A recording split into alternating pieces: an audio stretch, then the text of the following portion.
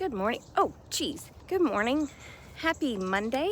It's a beautiful Monday morning. I hit work hard this morning. Ryan texted me at like 7:15 and started asking me questions. So while I was trying to fix my breakfast, I was running in there to check so I could answer him. I could have waited till 8 o'clock, but does it really matter? Not really. Because I am walking my dog on company time, so I think I can take a few minutes to answer his questions before I start work. You know what I'm saying? It's all about balance. You gotta have balance. It's 49 degrees, but the high today is gonna be like 74. So I was very conflicted this morning. Do you dress for the cold morning and put on sweatpants, or do you dress for the afternoon and put on capri length pants? Don't look at my Crocs and socks. Y'all know this is how I roll. Well, I opted, obviously, to dress for this afternoon, mostly because these leggings are more comfortable than anything else I own, except my jeggings, my jean leggings, my jeggings. Those are more dressy. Well, the shoes are gone out of my yard this morning, but the Frisbee's still there, and I have grown a skateboard. My yard is growing toys. It's amazing. I walked Penny yesterday afternoon, and the house behind me had grown a bicycle. She doesn't have kids, or at least not small kids that live with her. Apparently, they just, wherever they stop, that's where they leave their toys, in anybody and everybody's yard, which is very odd to me. I can guarantee you, Miss Shirley would have been like, "Where's your bicycle? Go get it and bring it home." I don't think I ever did that. I don't remember ever doing that. Even when we went and rode through the woods to the church, and then back through the woods, we would stop in the woods and have a little powwow, you know, hang out in the woods for a while. I don't think I ever left my toys anywhere. But speaking of going to the woods, it was a large section of woods when I was little. And then the church bought a big chunk. That's the biggest hawk sitting on that fence. Holy good night. Is that a hawk? It looks like a freaking owl. It's so tall. Oh, please stand by. Okay, so anyway, of course I moved away, grew up, moved away, did all the things. Well, then I was feeling nostalgic one day. And when I came to visit Mom and Dad, I went and walked through the woods. I go walking through the woods, and even though I love the woods, it can be kind of spooky at times, especially when you're walking through the woods alone. I think I had Charlie with me. I think I had taken him to Mom's, and I was walking him around. I don't know what I was doing. I might have even had her dog Phoebe. But anyway, we stumble up on a big cross, a wooden cross in the woods. And I was like, well, that's weird. And it had all this writing on it. And I started getting so spooked by this big cross in the woods with all this writing. I grabbed some pictures of it, because I always have my cell phone ready to take pictures. And then we hurriedly got back out of the woods. There's the skateboard. Well, y'all, I got home and I started looking at those pictures and I started laughing. It was Bible verses written all over it. The church put it up. So later, they cleared out this big section after they had bought a portion of those woods. They cleared out a big section and they moved that cross. And now it stands and there's like a podium and then there's all these seats, which I think are just logs. But they have like chapel out there sometimes because there's a school there. But I was convinced there was witches and warlocks. Now, why would witches and warlocks have a cross in the woods? I don't know. But that's just what went through my mind, and I freaked myself out. I did. Stupidest thing I've ever done, I think. Because if I'd thought about it, there's a church there. Anyway, you just don't expect to be walking through the woods and see a big old cross put up with writing all over it. Do you? Is that weird to anybody but me? I don't know. But now that it's cleared out and in a different place with a podium, it makes sense. Even though I'm one of those people that things that should scare me don't, I'm also one of them people that things that shouldn't scare me do, if that makes any sense. I freaked myself out, buddy. Let me tell you. It's just watching too many scary movies, Anyway, I'm going back to work. I'll be back. I'm in here making me a salad for lunch. I chopped up my leftover steak and put it on top of the salad. But I would just like to say, and I'm fixing Penny something to eat. If Gracie, calm down, Tracy. If Gracie asks me for one more treat, no, I won't do that. But seriously, every time I walk in the kitchen, she runs to the dryer and she starts crying because she wants a treat. Now, she's only doing it because she's bored. She's asked to go out 4 or 5 times already today, but she gets out there and it's cold. And she don't want to stay out there where it's cold, so she wants to come back in where it's warm. But when she comes back in, she doesn't know what to do except ask for treats. So, just telling you, it's just a warning. I'm just kidding. I ain't gonna do nothing to her. If I ain't done nothing to her in 17 plus years, I'm not gonna start now. But she really is getting on my nerves. She really is getting on my nerves. Anyway, I made a steak for dinner last night and I only ate half of it. So I chopped up the rest and I put it in my salad. But it was, it was a very small piece that was left over. So I had some leftover ground beef. So I also put that in my salad as my protein, and 2 different types of lettuce, carrots, and radishes. That is one little tomato, one of those little, I think they're called sugar bombs. I don't think that's what they're called. Anyway, they're all different colors in a pack. Red, yellow, kind of a purplish color, but they're kind of small. Some of them are kind of oblong. Anyway, I have now prepared Penny's food, and I'm going to put it down. And when I put it down, Gracie's going to run to start eating it because she's a ha-ha pig, okay? She's just a ha-ha pig. That's a term that a girl, when I was growing up, called my mother. I mean, she was like 3. And she called my mom a big F-A-T, ha-ha pig. And then she ran off.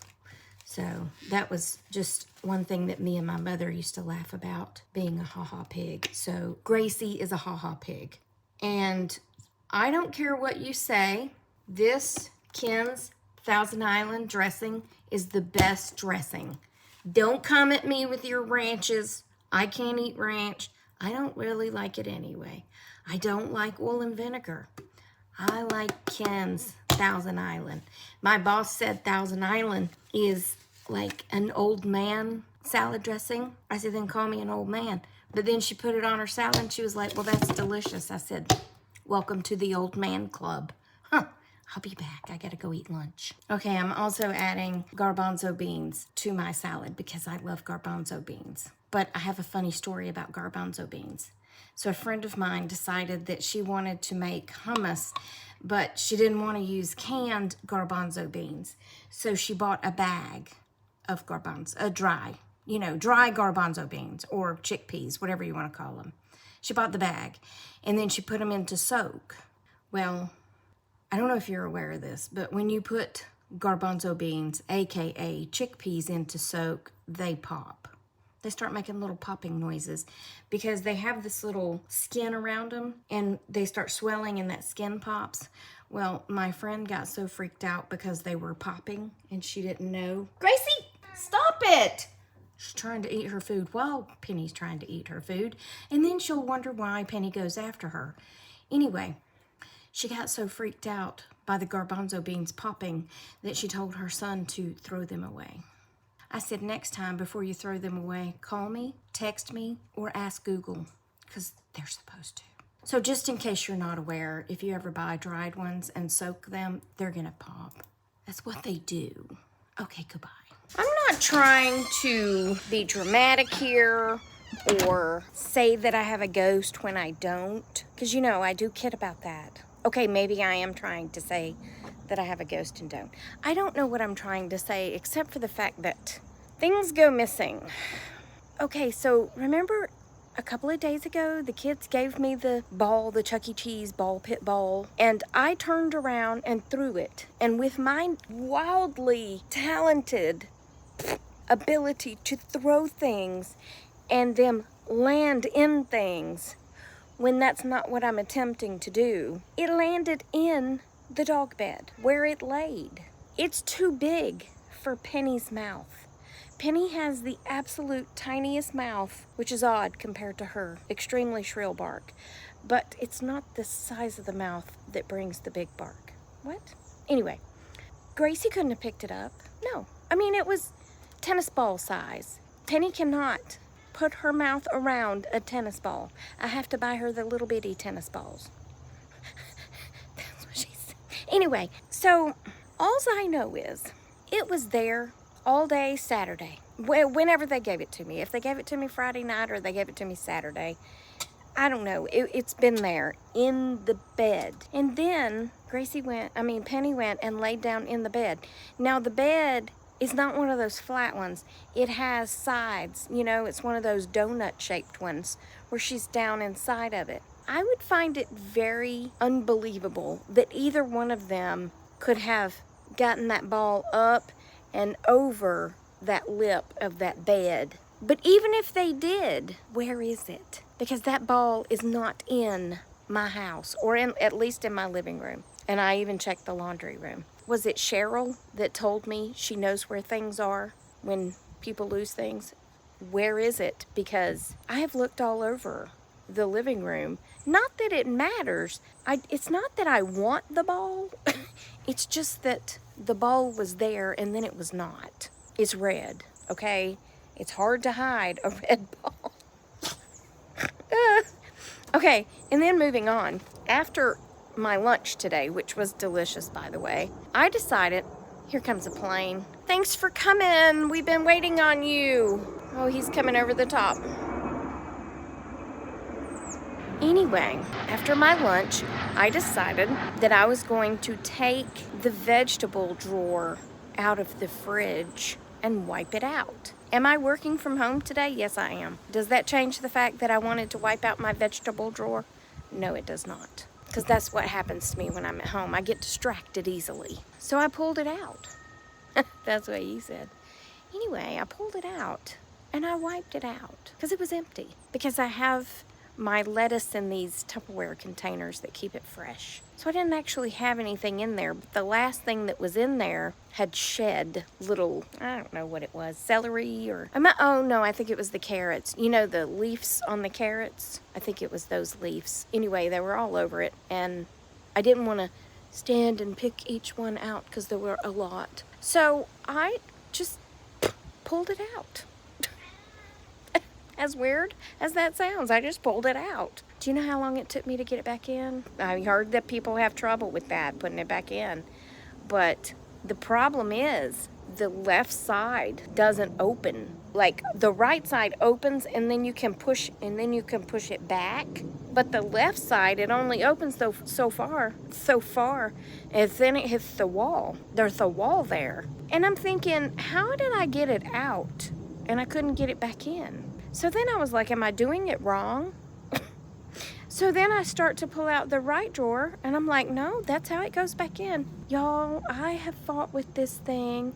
I fought with it for a while until the alarm on my refrigerator door started ringing because it had been open too long. Yes, it's a new refrigerator. I got it when my kitchen was, well, yeah, it's new. When did I have my kitchen done? In the last 3 years. So it's a new refrigerator. But it has an alarm that won't shut up. It's the 5th time I've opened the door for her today.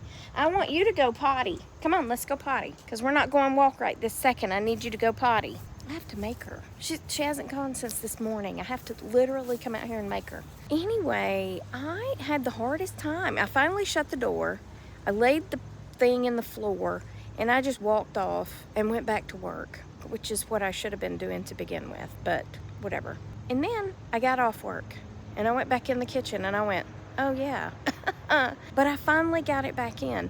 But I had to remove the shelf on the door. And then I had to press the door into the wall to get the freaking thing back in there. Yeah, the refrigerator barely squeezes in. But when I first moved here, there was such a small place for a refrigerator because it was I think she said they remodeled the kitchen in the early 80s, but it still had that really small refrigerator opening, and the counter came and the cabinets were over the top.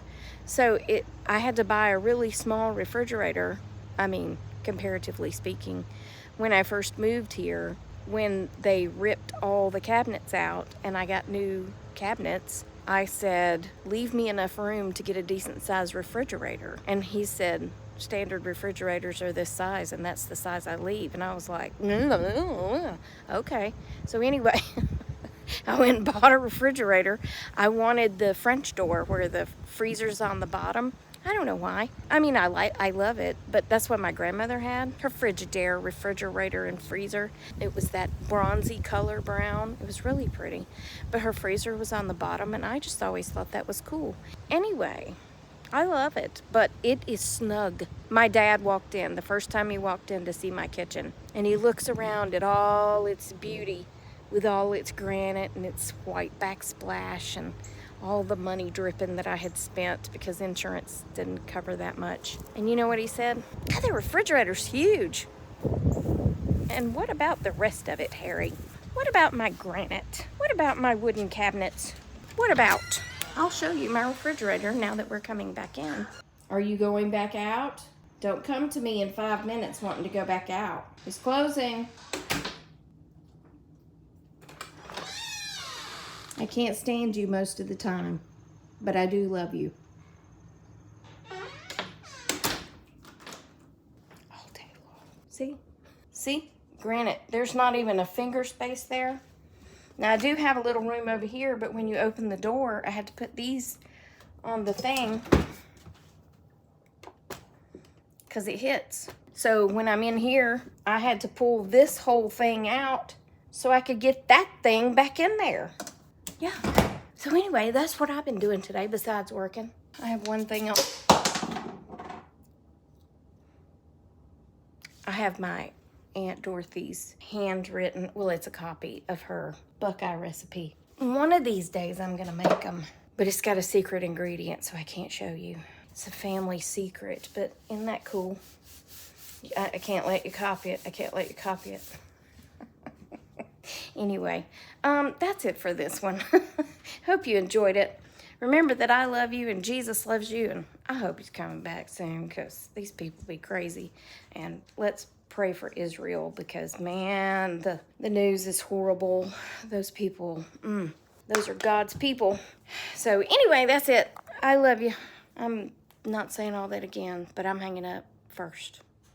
Okay, bye.